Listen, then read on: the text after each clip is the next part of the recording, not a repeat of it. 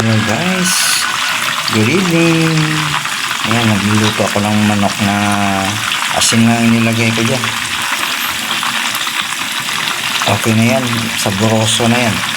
Ano na yan, malasa na yan. Asin lang, okay na. Kasi hindi naman tayo nagtitipid-tipid tayo. Magastos naman kung maraming ingredients. Okay na yan, malasaran natin yung chicken. Solved na.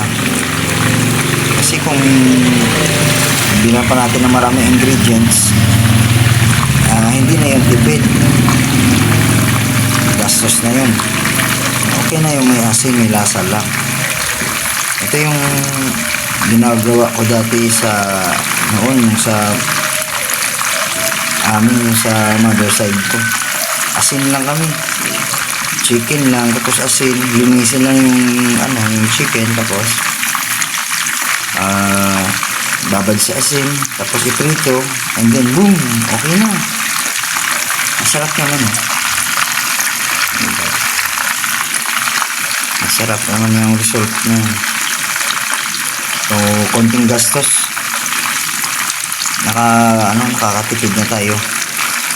So ayan, may nauna nang naluto.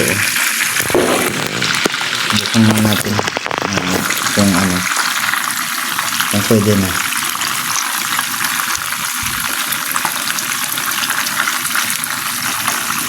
Oh, diba? Sarap.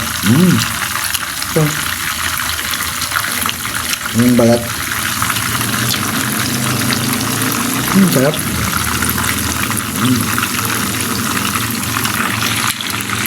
Kaya ayan lang. Asin na ang ating nilagay, ayos na. Katamtaman lang para hindi masyadong maalat.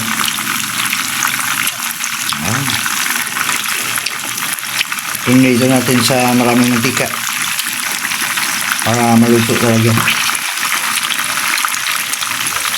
At saka hiwa-hiwaan ko dyan, naghiwa-hiwa ko dyan, maraming hiwa yan para pumasok yung mantika at maluto ng maayos. Sarap. Nguya pa rin ako dito. Yan. Sarap guys.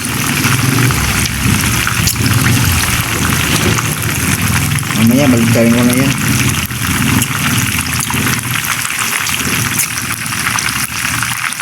Ayan guys, babaliktarin na natin guys. Pasensya na kayo. Mahirap pag hawak ng cellphone na walang cameraman. Babaliktarin natin, subukan natin kung pula na. Ayun, okay na. Ilang ulit na baliktad pa to. Hindi pa yung masyadong luto. Yung isa, yung ito, nabaliktad ko na. Tingnan natin kung anong resulta. Medyo pumula na siya. Ayan.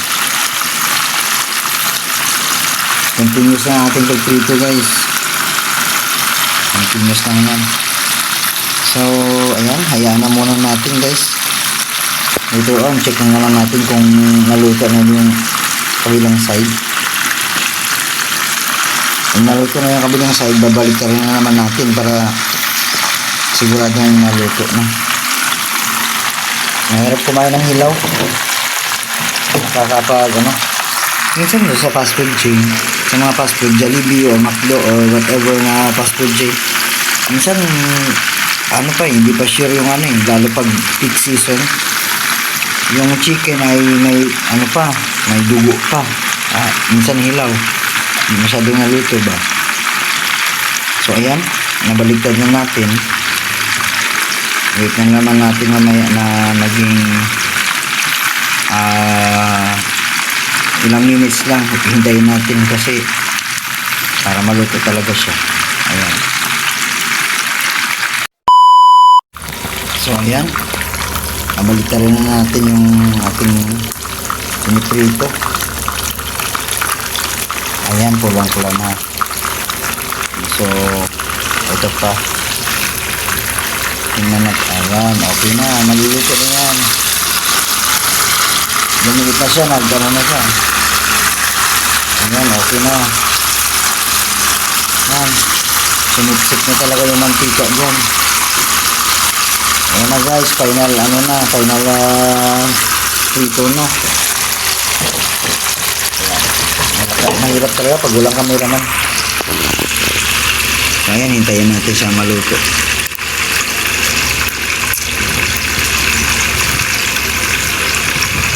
So ayan guys. Pang tipid-tipid ba para bukas yan ang aking ulam sa breakfast at tanghalian. Wala akong gagastusin bukas, so solve na yung masosolve na yung ating budget bukas. Yung binili ko dito is 119 pesos. Yung mantika ko libre na kasi meron na akong mantika, so meron ding asin, so 119 pesos lang yung aking binayad dyan. So gamit ko yung aking non-stick pan na bagong bili ko, bunga ng aking alam nyo na. So ayan, pipirituhin natin hanggang hanggang maluto na siya talaga. Maluluto na siya talaga. Ilang minutes na lang yan, mga 2 minutes, okay na. Ayan guys, so ito yung aming dirty kitchen guys. Ito yung aming dirty kitchen. Papakita ko sa inyo aming dirty kitchen. Mayroong lababo na 2 gripo, mga gamit dyan, dyan yung mga gamit. Ayan, may gas stove dito, hindi namin pag-aari yan. Ayan. Ito yung aming dirty kitchen guys. Ayan, para makita nyo dito sa aming bagong staff house. Ayan, so may mga gamit dyan sa loob, meron din mga gamit doon. Ayan. Ayan, finishing touches. Papatayin na natin yung ating kalan kasi mainit na masyado ang ating mantika. Maluluto na yan siya. Ayan, so hintayin na natin na maluto na and isa-serve natin. Pero itong part ay magiging ulam ito ngayong gabi. Meron akong isda, 2 piraso, isa't kalating serve na kanin. So that will be my dinner for today. And ayan guys, so hanggang dito na lang yung ating video guys. Thank you so much for watching sa ating piniritong manok na may asin. And God bless. See you again sa ating next upload. And sa mga bago dyan don't forget to like and subscribe.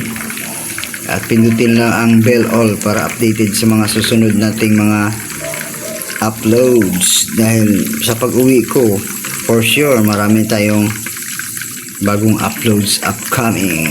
Ayan guys, thank you so much for watching guys. Love you all. Babush! Kiss dagpok.